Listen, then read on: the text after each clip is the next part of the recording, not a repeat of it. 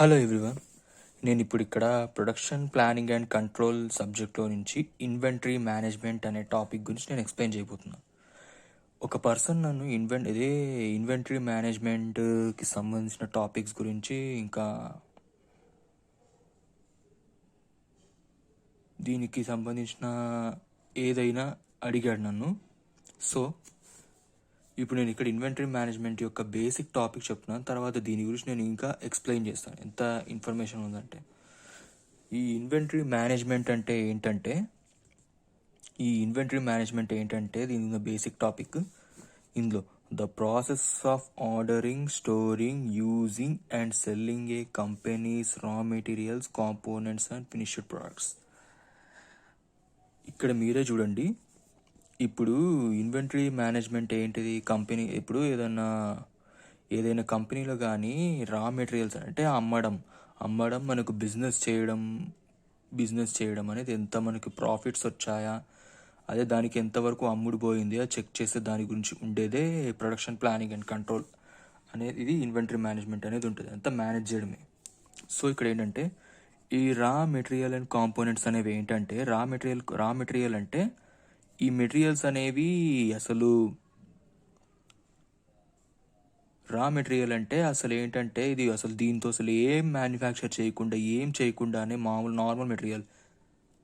ఇప్పుడు food items ఉన్నాయంటే food items ఏవైతే కుక్ చేయకుండా ఉంటాయో అవి రా మెటీరియల్స్ అంటారు. రా మెటీరియల్స్కి ఎగ్జాంపుల్ ఏంటంటే కాపర్ కానీ, షుగర్ కానీ, లేకపోతే ఇంకా ఎక్సెట్రా సంథింగ్ ఏముంటాయి. కాంపోనెంట్స్ అంటే పార్ట్స్. ఈ రా మెటీరియల్స్ అండ్ కాంపోనెంట్స్ అనేవి ఎక్కడికి వెళ్తాయి? వేర్ హౌసెస్లోకి వెళ్తాయి. వేర్ హౌస్ అంటే ఏంటిది? వేర్ హౌస్ అంటే మొత్తం ఒక సర్కులు.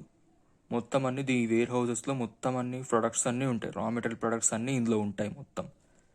ఇక్కడికి వెళ్ళిన తర్వాత ఇవన్నీ ప్రొడక్షన్లోకి వెళ్తాయి. ప్రొడక్షన్కి వెళ్ళినప్పుడు ఏం జరుగుతుంది? వీటిని బాగా ప్రొడ్యూస్ చేయాలంటే వీటిటన్నిటిని, ఈ ప్రోడక్ట్స్ అన్నిటిని మంచిగా తయారు చేసి మ్యానుఫ్యాక్చర్ చేయడం అనేది చేసి అంతా చూసి మొత్తం దాన్ని ప్రొడ్యూస్ చేయాలి. అది ప్రొడ్యూస్ చేసినాక ఒకవేళ పర్ఫెక్ట్గా తయారైందంటే అప్పుడు అది ఒకసారి ఇక్కడ క్వాలిటీ అనేది చెక్ చేస్తారు. క్వాలిటీ చెక్ చేసిన తర్వాత ఏమవుతుంది? క్వాలిటీ చెక్ చేసినప్పుడు బాగుంటే అప్పుడు మళ్ళీ అది ఇక్కడ ప్రోడక్ట్స్ అనేవి తయారైపోయిన తర్వాత షిప్పింగ్ అంటే మళ్ళీ ఇంకా అక్కడ నుంచి డెలివరీకి వెళ్తాయి. అంటే షిప్పింగ్ అంటే షాప్కి వెళ్ళడం కానీ, లేకపోతే ప్రోడక్ట్స్ అనేది ఇట్లా డెలివరీ అవ్వడానికి జరుగుతుంది షిప్పింగ్ అంటే. ఒకవేళ క్వాలిటీ బాగాలేవంటే మళ్ళీ ఇక్కడ మళ్ళీ ఇదే వేర్ హౌస్కి రావడం ఉంటుంది. ఈ వేర్ హౌస్ మళ్ళీ ఇక్కడ మళ్ళీ జరగడం అన్నీ మళ్ళీ ఇక్కడ ఇదే ప్రాసెస్ జరుగుతూ ఉంటుంది. ఈ ఇన్వెంటరీ మేనేజ్మెంట్ అనేది ఏం చేస్తుందంటే కంపెనీస్కి ఎంత స్టాక్ అనేది ఆర్డర్ అనేది పెడతామో ఒక టైం, ఇది చేసే దీని పని ఏంటిది? ఇన్వెంటరీ మేనేజ్మెంట్ అంటే మనకు ఏదైనా ఒక ప్రోడక్ట్ కనుక ఉంది అంటే ఆ ప్రోడక్ట్ మనకు ఎంత టైంకి అయితే అది ఒక పర్టికులర్ రైట్ పీరియడ్లోనే ఇదంతా మనకి జరుగుతూ ఉంటుంది. ఇదేం చేస్తుంది? ఏదైనా వస్తువులు గనక అమ్మితే అమ్మిన వస్తువుల్ని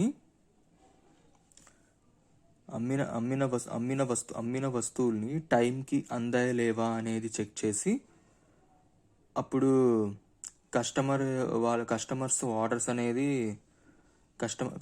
ఆర్డర్స్ అనేది మనకి కరెక్ట్గా వాళ్ళకి సరిగ్గా అందాయలేవా అనేది బిజినెస్ చేయడానికి కోసం ఉండేటిదే ఈ ఇన్వెంటరీ మేనేజ్మెంట్ ఏం చేస్తుందంటే బిజినెస్ అనేది మేనేజ్మెంట్ అంటే ప్రొడక్ట్స్ అనేవి అమ్మడం, ప్రొడక్ట్స్ అనేది కరెక్ట్ టైంకి అందాయలేవా అనేది మనకి వాళ్ళకి ఏంటంటే వాళ్ళ కస్టమర్స్ యొక్క వాళ్ళు సాటిస్ఫై అవ్వడానికి కోసమే ఇదంతా ఉండేది. ఇందులో షార్టేజ్ ఉంటేనే కొంచెం ప్రాబ్లం అవుతుంది. ఇక్కడ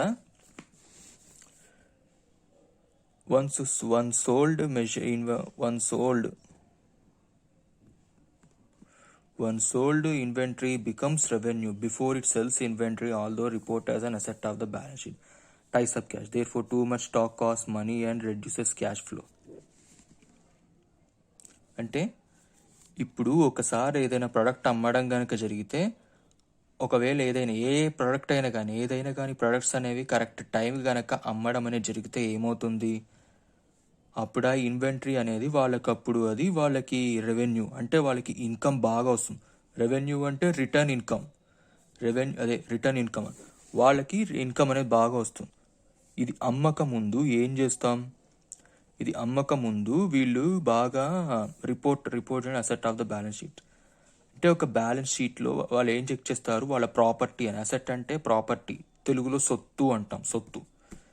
ఈ సొత్తు అనేది ఎంత వాళ్ళనేది వాళ్ళు చూస్తారు, వాళ్ళు ఎంత అది అమ్మడబోతుందా లేదా అనేది చూసి ఆ తర్వాత దాన్ని ఇట్లా క్యాష్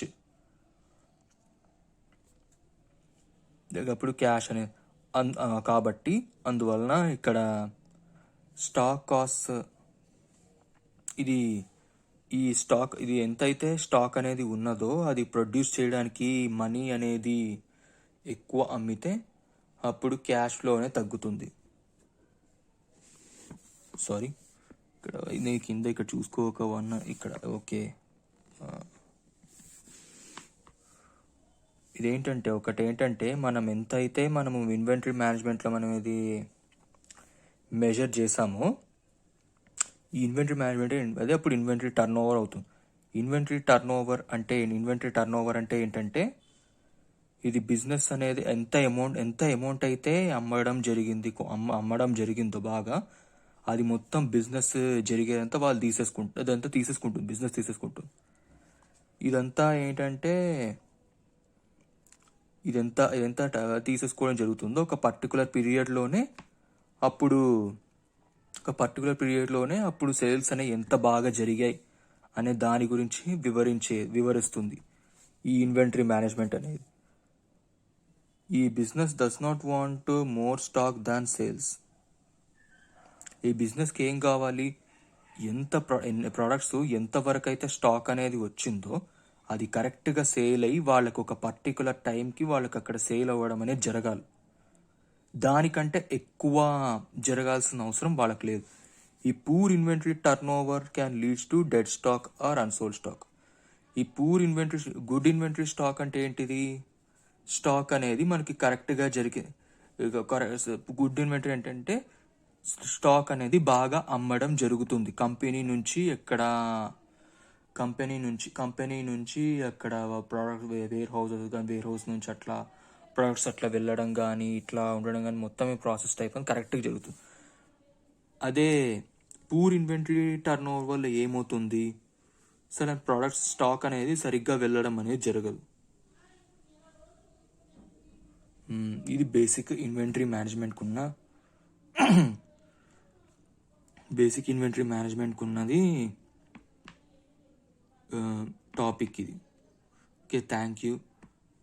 మీరు ఏం చేయాలంటే లైక్, షేర్, సబ్స్క్రైబ్ చేసి నాకు సపోర్ట్ చేయండి. Thank you.